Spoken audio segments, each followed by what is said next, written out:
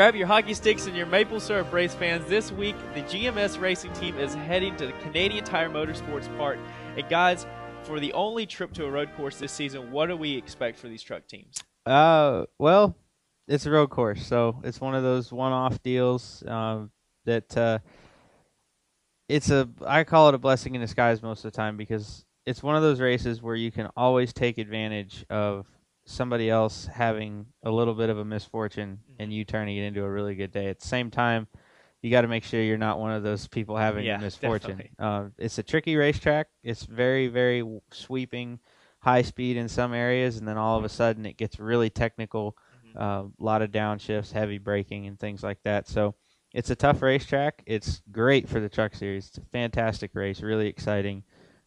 It's small enough to where you can't really ever get away and hide. You know, you're always racing somebody, which makes it exciting. The pit strategy that's involved is insane, and it's all the way up in Canada, so it's a nice long trip with passports and all that fun stuff. Yeah, I'm really glad over the last couple of years that NASCAR's put road course racing back onto the Truck Series schedule. 20 years ago when they started the series, we had Portland, we had Sonoma, we raced at Watkins Glen a lot. And for whatever reason, the road course racing kind of went away.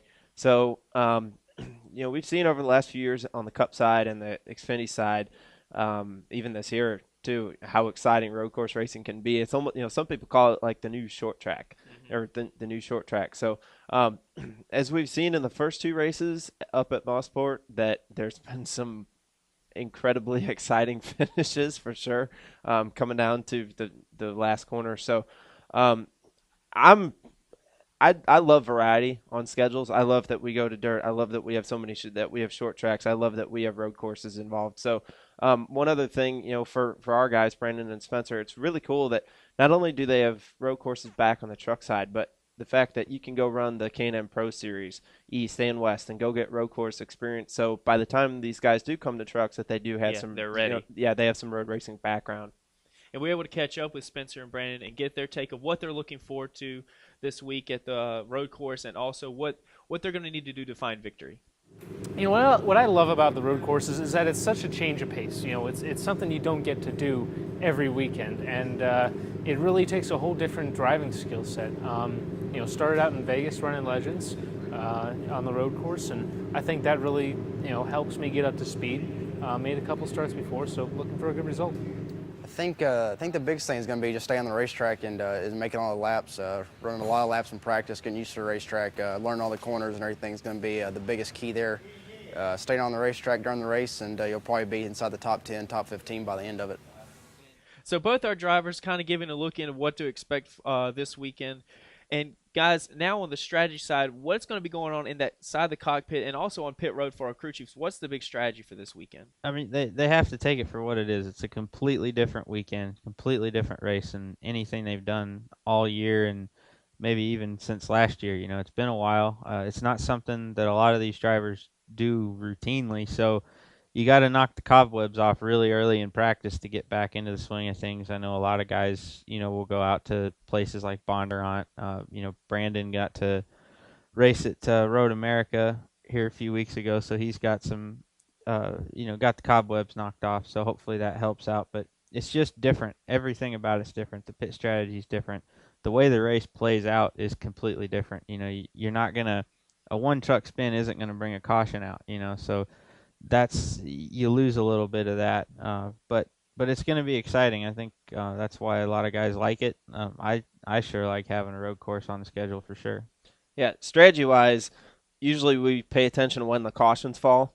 This weekend, throw that out the window. Don't even pay attention to cautions as far as pit strategy goes, because of the fact that, like we talked about at Pocono earlier this month, you can pit on road courses and not lose laps. You can take 4 tires of fuel, stay on the lead lap. So, because of that, you run the race backwards, and as soon as that final fuel window opens up to where you can go from where you're at to the checkered flag, you're going to pit. It doesn't matter if you're leading by 10 seconds under green. You're going to come down pit road. So if if a caution comes out with 15 laps to go, 12 laps to go, whatever it is, that pit road is going to be more empty than the Air Canada Center after the second period of a Maple Leafs game. So You do not want to pit more than you have to this week at all because track position is so important. And it seems like to me watching races, it doesn't matter what series it is at what racetrack. When you get in the last 10 laps of these road course races, it is a complete slugfest. You got it, it sounds easy enough, but just keep 4 tires on the pavement. If you do That's that, a challenge in itself. that's a challenge in itself, especially when you get down to those closing stages. But if you do that, you're going to be staring at top 10 square, right square in the face. So, again, double file restarts, the intensity gets ratcheted up. That's going to be something to watch for sure. And to talk more about the road courses, we brought in Matt Weaver from Popular Speed and Auto Week. And Matt, thanks for joining us on with the road courses. I know you're a short track kind of guy, but what really gets you excited about the road courses that we run this year? Well, I like diversity of schedule in general. Having spent so much time in ARCA racing over the years, and you see that they go dirt racing, road course racing, short track, super speedway. I like a touring series that provides a little bit of everything. So certainly with Truck Series going road course racing this weekend, that's a part of that. I feel like with a championship that doesn't have a playoff format, you want a 20-race schedule that has a little bit of all worlds. So where once you crown a champion, this is a guy that is the best of every kind of discipline.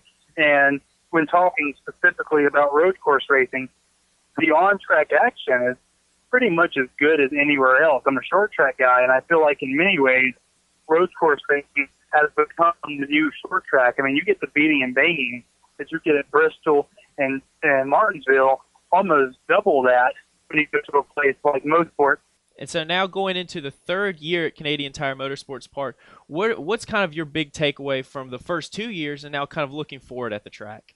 Well, there are multiple things I love about Mosport. One, you have Canadian fan base, which I think is one of the best in all of motorsports. This is a culture that is very much entrenched in racing, NASCAR racing, stock car racing, and they're very passionate, and they don't have a lot of opportunities to be able to experience the mainland American racing.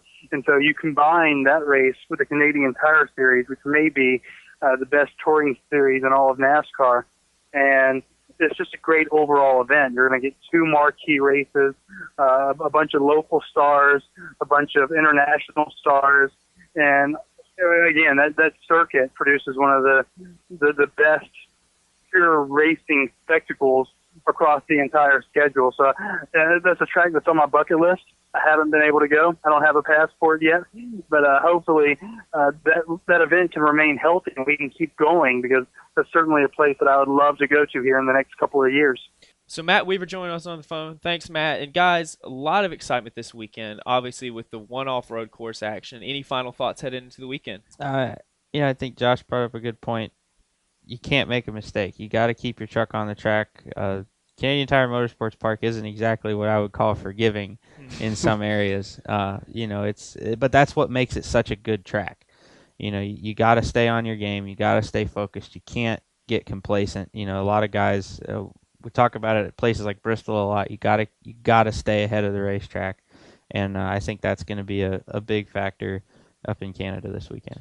I think one of the biggest things I'm looking for this weekend is seeing all the different elevation changes out of turn 1, over the top of the hill, then down into turn 2, and then the huge dropping off of a cliff into turn 4, and then back up the hill to turn 5. So there's not a ton of passing points, but it's going to be really interesting to see where they do pass. And then also I've heard really good things about the fans up there. Just crazy, fanatical auto racing lovers up there, so that's going to be great. The first 2 years they had tons of people there partying, camping, all sorts of stuff. So that sounds like a pretty good time to me. So it's shaping up to get a great weekend of racing. Canadian Tire Motorsports Park, Sunday 1:30 on Fox Sports 1. Also, you can follow along with us at GMS Racing LLC on Twitter, Instagram, Facebook, and Snapchat. And also be sure to check out gmsracing.net, where we get you caught up on all the pre-race, post-race, and everything in between. And from all of us here at Before the Green Flag, thanks for watching, and we'll see you next week.